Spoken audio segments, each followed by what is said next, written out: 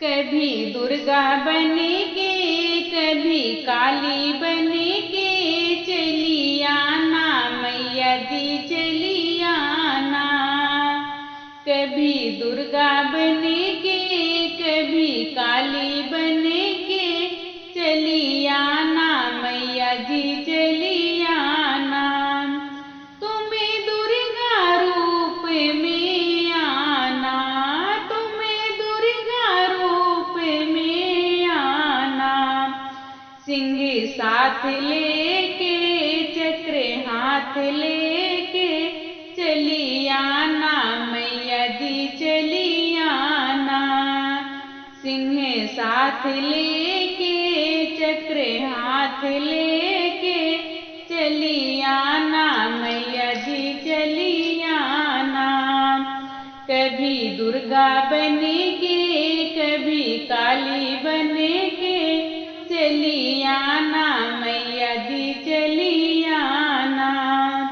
तुम शीतला रूप में आना, तुम शीतला रूप में आना। झाड़ू हाथ लेके गदहा साथ लेके चली आना मैया जी चली आना। झाड़ू हाथ लेके गदहा साथ लेके चली आना मैया जी चली आना। कभी दुर्गा बन के कभी काली बन के चली आना मैया जी चली आना।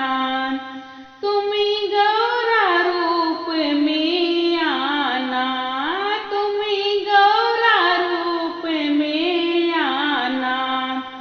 माला हाथ लेके गणपति साथ लेके चली आना मैया जी चली आना।